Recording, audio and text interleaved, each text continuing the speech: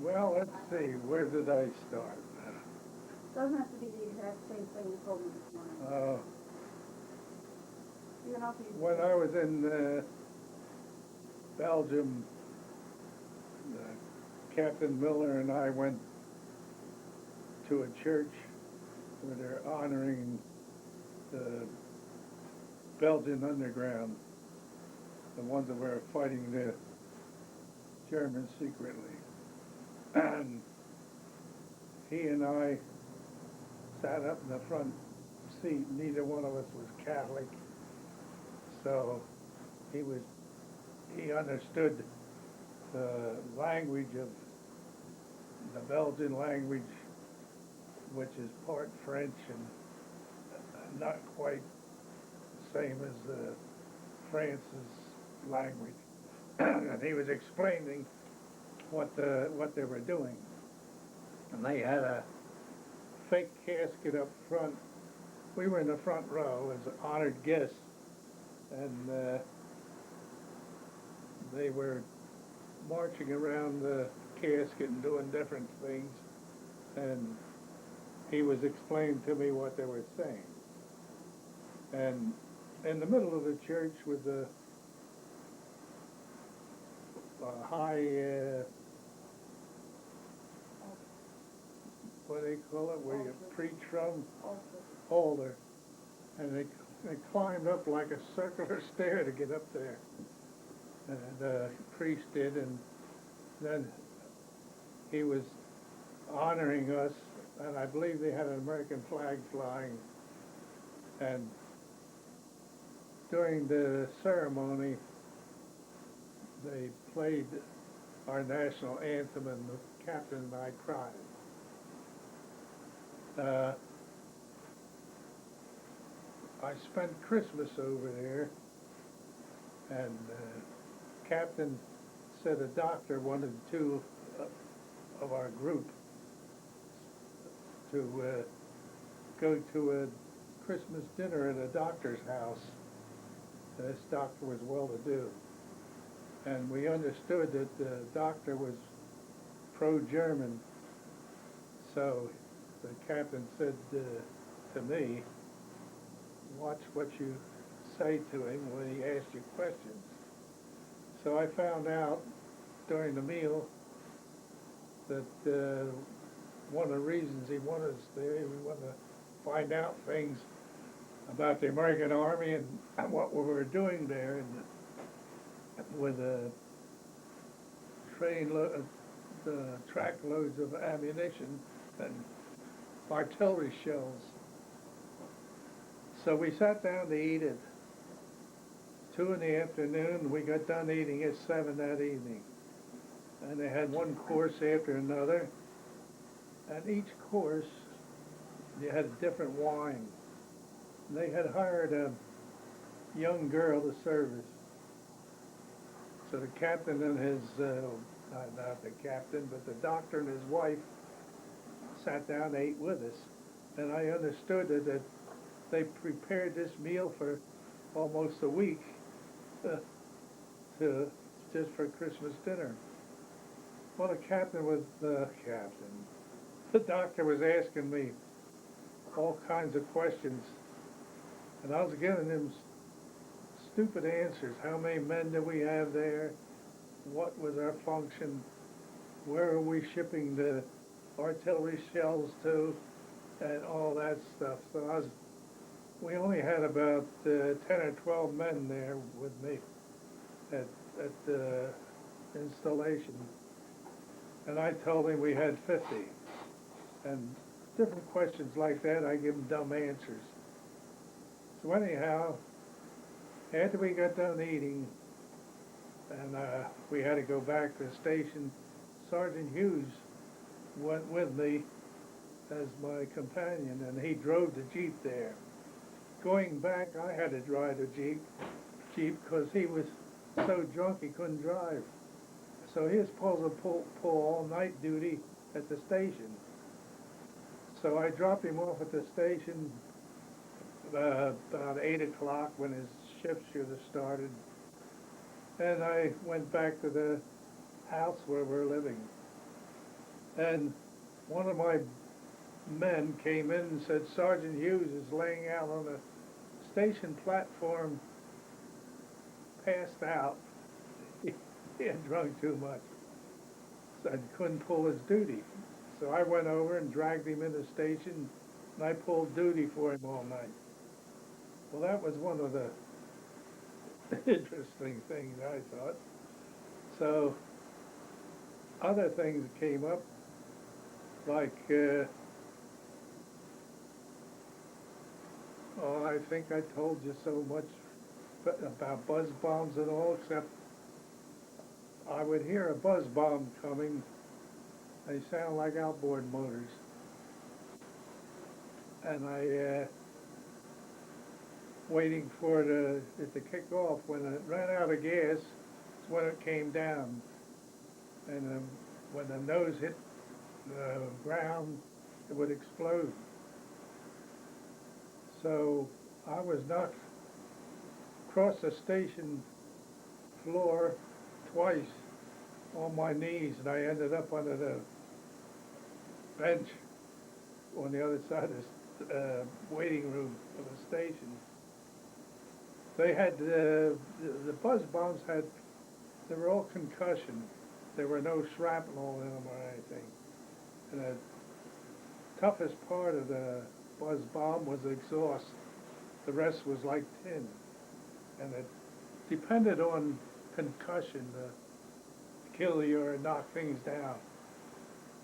Captain said one buzz bomb had fallen on the farm near there, and the orders came through for us to measure the thing, see how deep it went and how wide and everything. So we went out, and I thought it was about 30 foot wide and about 20 foot deep after we got there and saw it.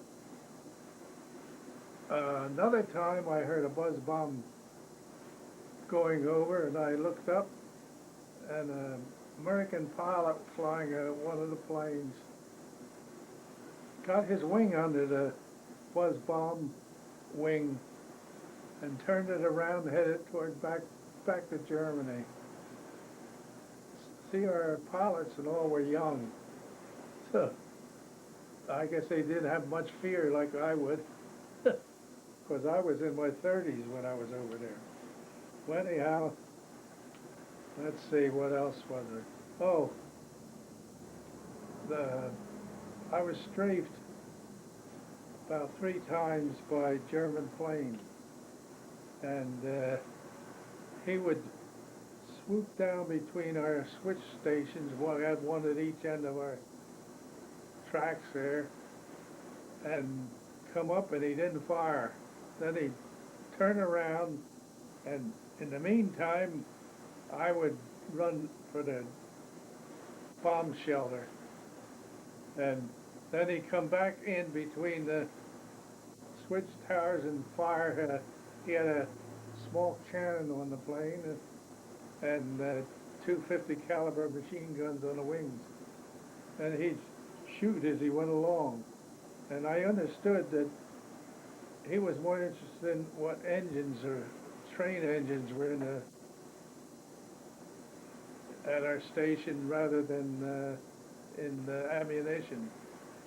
So the third time he came, he strafed and set the ammunition on fire in one of the freight cars, and it started blowing up.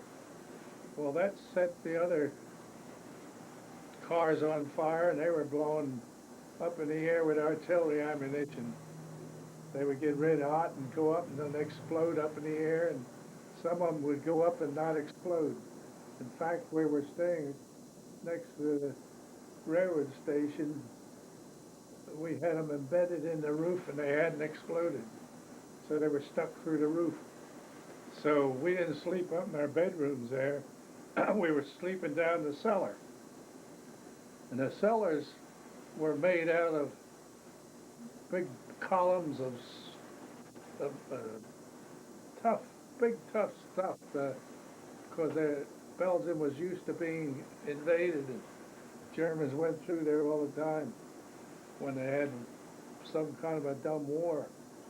So, anyhow, I slept, the captain let me sleep in his bed. He had with a sleeping, what do you call it, sleeping bag or whatever you call it, and they had like a little mattress in his. So he would sleep in there at night, and I'd sleep in there in the daytime because I was full night duty all the time. It got so that they afraid of paratroopers dropping and all that. None of my men would pull night duty anymore, and I pulled it by myself most of the time. I was too dumb to know any better. so, so anyhow, when they blew me up, we have 15 tracks with artillery ammunition on them, and we had a train on number 1 track. It had hand grenades and anti-tank. Oh yeah, step one and it blows up, whatever they call them. Mine? Mines. It had mines on there. So when this plane come in to blow the strafe, I said, I'm not hanging around here. It'd be a big hole in the ground, nothing left. If they hit that train with mines on it and stuff, it'd all go up at once, I thought. So that train, when he strafed, he pulled out. The engine was hooked to it, and they pulled it out. And I think, if I remember rightly, we had about 3 or 4 engines in there ready to pull out and deliver ammunition besides the one on number 1 track. And that plane was after the engines. Well, anyhow, started blowing up, and I'm ducking my head with a tin hat on and helmet. And if one of them ever hit me, there's such big things that just take my head right off. So I started taking off over a field. Well, in the meantime, I had yelled over where my troops were sleeping. I says, the whole place is going to go up, take off. Well, I had about 3 or 4 of the guys came out and went with me, and we're going across the field. And there was barbed wire across. And one of my guys got caught in the barbed wire. And he's yelling, Sergeant, help me. So I went back and I knocked the post and everything down to get him loose and pull him out of the barbed wire. Well, anyhow, I got farther away from the tracks and going past the house there, and a Belgian lady ran out with an overcoat and put it on me. See, it was New Year's Eve and cold, and I didn't have anything heavy on me. So she put a overcoat on me. Well, that was one thing. Well, then a general came while the stuff was blowing up, and wants to know who's responsible for this stuff blowing up. I happened to be on duty, the ranking person on duty there over at the railroad during the night. So he wanted me to they put me on not court martial, but before, what do they call it in court? But anyhow, I had, for almost a week, I had to go to a certain place. I have a major on one side and a captain on the other questioning me. And I had to write out what had happened and what I did and all that stuff. And I had that in front of them when they questioned me. And I had to stand at attention. And I'd start thinking while they questioned me, and I relaxed a little bit. You're at attention, Sergeant. So I had to stiffen up and be at attention. Well, I went there for about a week. Well, report had come through from one of my men that the captain had ran out of the house and ran up the tracks in his pajamas. And So that was one of the main things these two officers were questioning me about. Did I see him do it? And I didn't see him do it, so I couldn't say that he did it. So that's what they kept at me for. And so the last day, the officer said to me, "All right, Sergeant, you can relax now and stand at ease." They said, "We're not after you, we're after your captain." But what happened, shortly afterward, they made my captain a major. That's the way the Army works. See, the anyhow, the orders came down from headquarters that if any ammunition is burning, boxes of ammunition or anything on freight cars, you should go over and lift them off and get them away from the other ammunition so that wouldn't go off. And I said to the captain, he said, "I want you to take care of that." I says, "Sir," I said, "I wouldn't do that. I'd be blown up."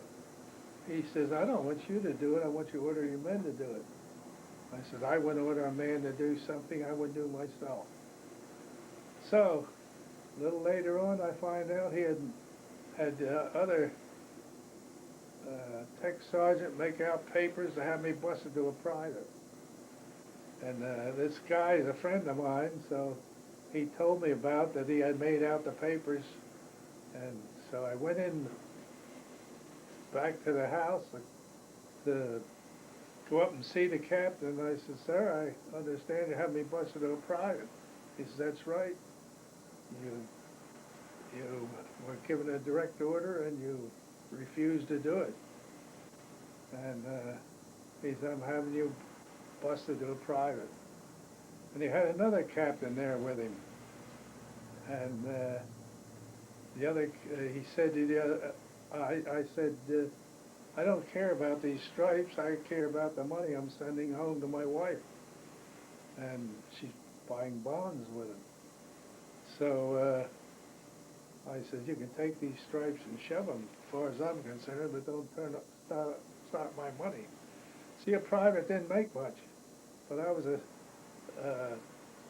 technical sergeant with 5 stripes, so I was getting battle pay and stuff for being so close to the front, and I was getting pretty good money for that time of during the war. So I said, "Instead of busing me, why don't you transfer me?" So Captain Miller said, the other captain, "What do you think?" The other captain says, "Go ahead, just transfer him." So my transfer came through. So this place I was staying in Belgium, we were living with a family. And the wife's name was Josie. The husband's name was Camille. And the whole family, when they found out I'm being transferred, they said they were kissing me on every one of them kissed me on the cheeks. Grandma, grandpop, aunts, uncles, and family, everybody kissing me and crying. They said, "No, no, Sergeant Partee, son of a bee, Captain Partee." See, I had told them to call the captain a son of a bee because I said that's a compliment. So that's what they thought. I was a mess, as anybody knows. So they transferred me down to Givet, France, which was on the border of France and Belgium, right on the border.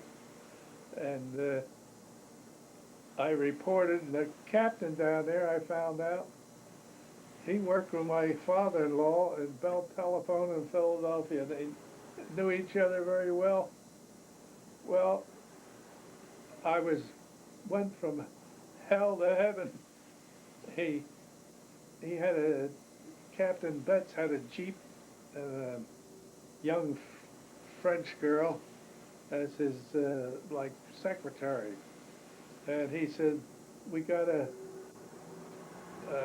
limousine with a chauffeur, all in his uniform and everything, French chauffeur to drive on any kind of business we had. The Captain Pitt said, Sergeant Gerkins, you've got the limousine, I'll take the Jeep with the secretary. So I'm riding on these errands he sends me on to different villages, and I'm sitting in the back of this limousine, and the chauffeur's up front driving. I got a tin hat on, my helmet, smoking cigars and blowing kisses at the natives as they go along. Any- Anyhow, the chauffeur would get out, hold the door open for me, and stand at attention. I thought that was hilarious. And any GIs I met from other outfits, they were booing me. They couldn't understand. Here I am riding around a limousine, and they're slogging along, walking and fighting and stuff. Oh, I thought that was something. Oh, there was so many interesting things. Let's see what else. Uh, let's, what else was I talking to you about? It was about the, down, going past Virginia, all the, colors to go to the back, you were saying that. Going where? Down to Virginia, the, colored soldiers have to go to the back of the car. Oh, here are these colored soldiers who have been drafted, and they're riding on the same train as I am on the furlough, going back to New Orleans when I was stationed there. And they would get on the train in New York or Philadelphia and ride up in the cars up ahead like me and the other white people. So when they got to Virginia, they had a train would stop.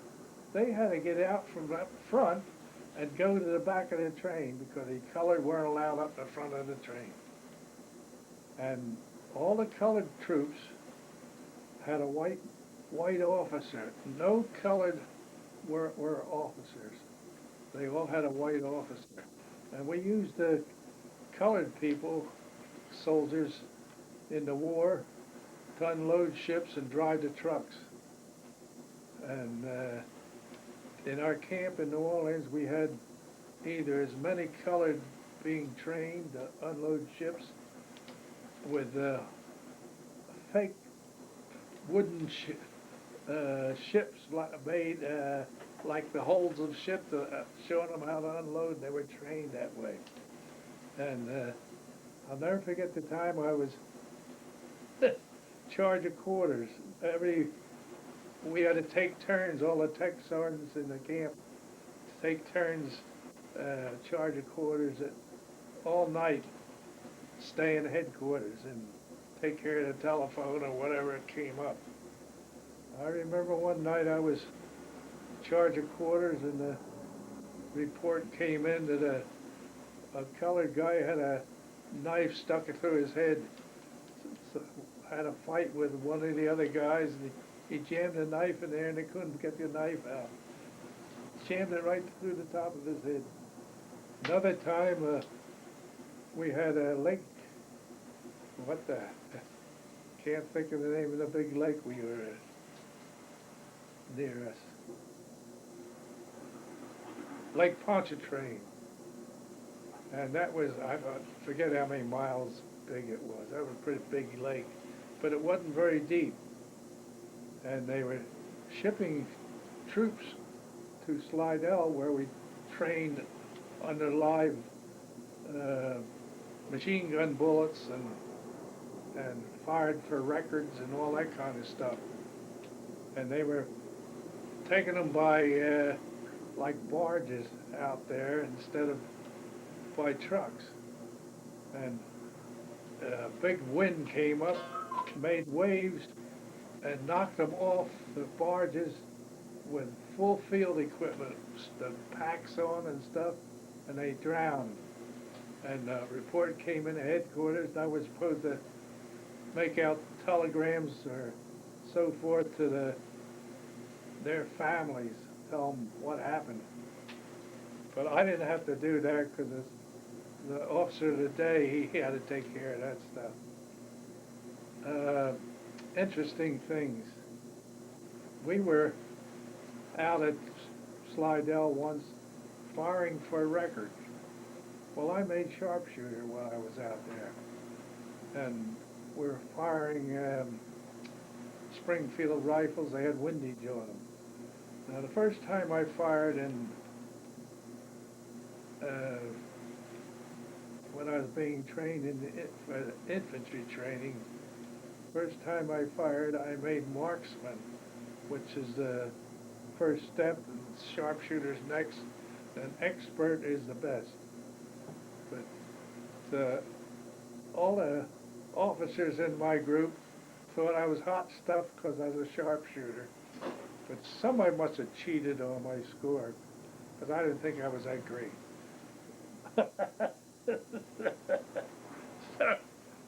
so that when we're firing for a record, we had to take turns going down in the pits where they had the targets. You pull the target down and mark where the bullet holes are with little things you push in them, and that's the way they told what our score was. And this other guy, Vic Frazier, my buddy, and I were taking care of the rifle rack, and we said it was they said it's our turn to go down and take care of the targets. Well, we didn't want to go there. It was hot and all, you know. So we said, we told the guys ordering us go there, okay, we're in charge of your payroll, and we'll make sure you don't get paid next month if you make us go down in the pit. So the guy, oh, well, then you don't have to go. So they didn't send us down there. We didn't have anything to do there. We were there. Payroll. Well, anyhow,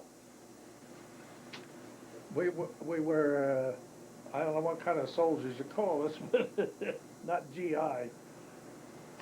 You never heard that one before, did you? Oh, and another time, when I was transferred down to this outfit we're shipped overseas with, I had been a staff sergeant that was 4 stripes, and they made me a tech sergeant to go down there.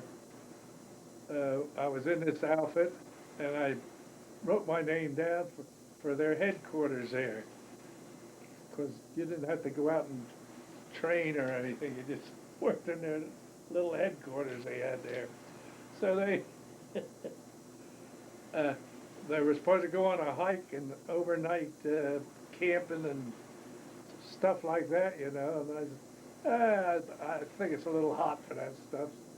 So they left a skeleton crew to main guys there in camp headquarters to take care of things, and everybody else had to go. So my name wasn't on it, of course. So I finally saw the list. I wrote my name on it, so I didn't go. Oh, little odds and ends like that. Paul shaking his head at me.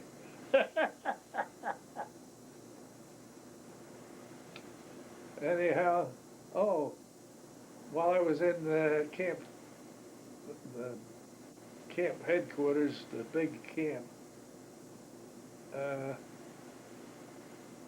we had WACs working for us, and civilians, girls working for us, and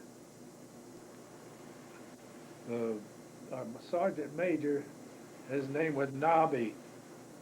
He took over from Sparks. Well, Nobby, we call him Nobby. He was a sergeant major. So he says, Sergeant Gerkins, you're gonna have your picture taken for the newspaper, the Picayune, forget what it's called, Picayune newspaper. It's called Picayune something or other. So here they played music, and they gave me this young whack girl, a pretty girl. She was real young. In fact, I think she got kicked out because she was too young to be in the wax. And they had her dancing with me and took pictures of us. So um, that later on, a whole page of she and I dancing and stuff like that. They're trying to recruit whacks. Look at this whack dancing with a staff sergeant. That kind of stuff. And why they picked me, I don't know. So when I got to be down in that overseas outfit, the whole, the, somebody had cut out the picture of me dancing with this whack that was in the Sunday paper and pasted it on a post in the headquarters there and wrote a sign there, uh, local soldier makes good. Something like that. Oh, it was interesting. Let's see, what else? Uh, when we were,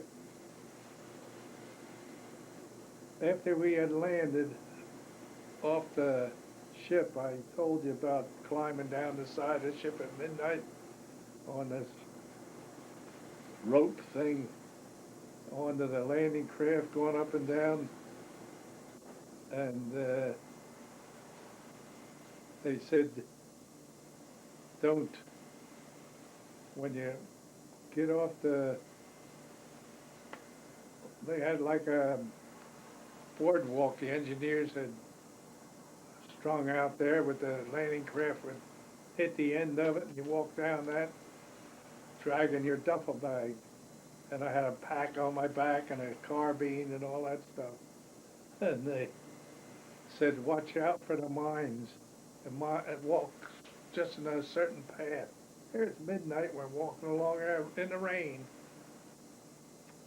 So I think I told you about that, and sleeping in pup tents. And my buddy name was Slimy. We call him Slimy. He was my tent buddy. I guess I told you about the pup tents, I think.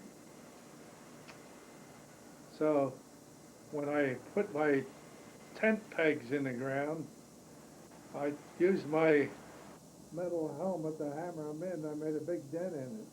So people thought I got hit with a bomb or something to make the dent. So I had a dented helmet. We used to use our helmet while we're camping there to cook in, to wash in. We cooked applesauce in. There was somebody found an apple tree. And we got apples and made applesauce. We cooked them in our helmets. And then there was one spigot there for the whole group, and we were allowed one helmet of water a day. So we'd fill the helmet with water. That was our bucket, right, the helmet. We fill it with water, and we brush our teeth, then we wash in the same water, you know. And that was it, once a day. And when we had canteens, which we had for our drinking water, we had to put pills, halazone pills in them to purify the water. And although wells and everything, the people were used to it over there, it didn't bother them, but it would make us sick. So we weren't allowed to drink the water or weren't supposed to eat their ice cream or milk or anything like that, because it wasn't purified like it is over here. What else? I think I told you about going across the ocean in a convoy. I think I told you all about that. I'm not sure if you tell it just in case. Well, tell you again. We left New York and went past the Statue of Liberty, going out, and everybody's supposed to be down below, and nobody on deck. Colonel and I went up on deck and past the Statue of Liberty, watched it going out. When we came home, we were on the Queen Mary with 15,000 troops on board. 15,000 besides the crew. And we came back into the harbor. The Colonel and I went up on deck again. We were supposed to be up there. We went up on deck anyway. And as we passed the Statue of Liberty coming back, both of us cried. Tears run down our cheeks. Well, anyhow, I told you about the Colonel allowing me to take showers with the officers and going to the officers' latrine. I was sitting next to him once, doing our duty. In comes captains and lieutenants and all. Get out of here, Sergeant, you're not allowed in here. And the Colonel sitting next to me says, leave him alone. See, I got to know the Colonel when I worked in camp headquarters, and he was in charge of our whole outfit. We were on this train for a whole week trying to get to Paris. And we had a GI train crew, and they didn't know where they were or what they were doing. And I was in charge of one of the cars. They jammed us in there. I forget how many men we had in there. Wasn't room to lay down for sleeping or anything. I forget how we slept, sitting up, I guess. And there was no food designated for my group the whole time we were over there, till we got at an installation like running that railroad and stuff. So we had to steal our food. So what we did when we were living in those pup tents,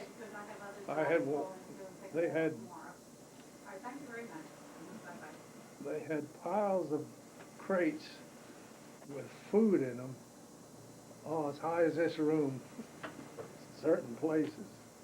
I can get that.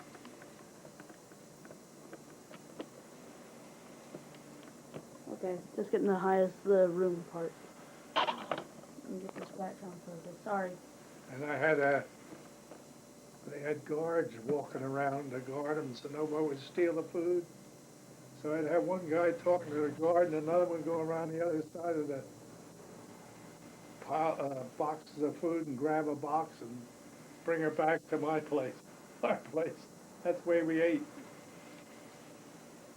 And we cooked with burning sticks and stuff and using our helmet for a pot.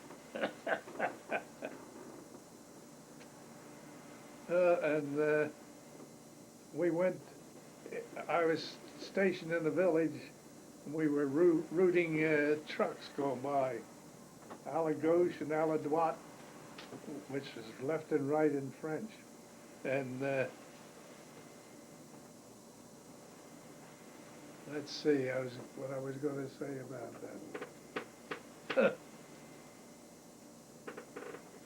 Oh, they told us not to have our rank up on our helmets painted on there, because the enemy picked out the highest ranking guys and killed them first, the snipers. And as we were, our army was chasing the Germans after they landed at Normandy. They still had some snipers left back there, and little groups of Germans.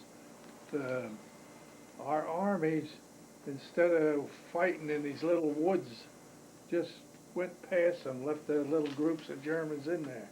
And they were still in there when we went through. So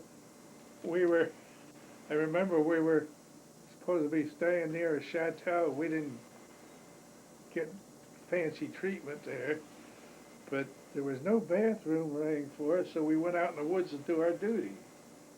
And I was doing my duty once, and crack, I hear a rifle shot. My gosh, I'm dead. Because the Germans were supposed to be down in that's next to the woods, some Germans, and I thought they were shooting at me. Here, one of my dumb guys was shooting at a squirrel or something. Oh, I'm in the middle of my doing my duty. Oh, dumb things like that. Let's see, what else? Whenever you've had enough, you just tell me. Oh, I take time out. Okay, you wanna do that? Yeah. Because you've been doing it for almost an hour. It's on, is it? It's all set. When I was down in New Orleans,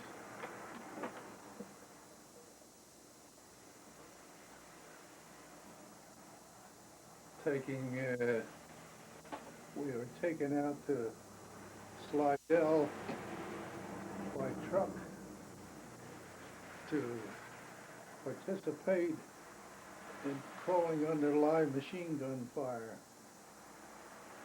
And it was one of the bitter cold days in New Orleans, which is very rare. And what they do is they have machine guns set up to fire over a course with barbed wire and stuff blowing up all around. Like it was kind of muddy too.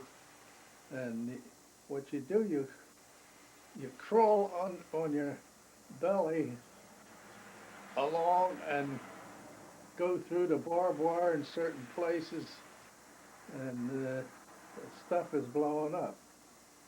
Well, I crawled through there with the rest of my group and came out the other side, and they had they're shooting machine guns over top of you, but the machine guns are set up so they can't come down lower to hit you, but it's just over top of you. And I've heard of cases where some of the guys got scared and jumped up and got killed by the machine gun fire instead of staying down. And these machine guns are set up with something to hold them so they don't fire too low to hit you. But if you crawl, you're all right. So I crawled through there and got done, and they had some colored troops, and they had them through. And some colored troops in one group laid there and wouldn't move. And my outfit sent me and some of the other guys in there to get them moving to crawl the rest of the way through, so I had to go in again and help them come through. But as long as you stayed down low, you wouldn't get hit by the machine gun bullets. And we went to Slidell for firing for record, like for marksman and sharpshooter and expert. Expert's the best. Sharpshooter's the next best. Well, anyhow, on my record, my service record, they had down here sharpshooter rifle, which I made, battles and campaigns. Well, these are what they were: Northern France, Ardennes, Rhineland, decorations and citations, American Theater Service Ribbon, EAME Theater Service Ribbon, 3 Bronze Service Stars, Good Conduct Medal, Victory Medal. I was in the Army 3 years, 7 months, and 4 days. Well, that's all I was gonna talk about right now, is that Well, okay, yeah, enough? that's fine.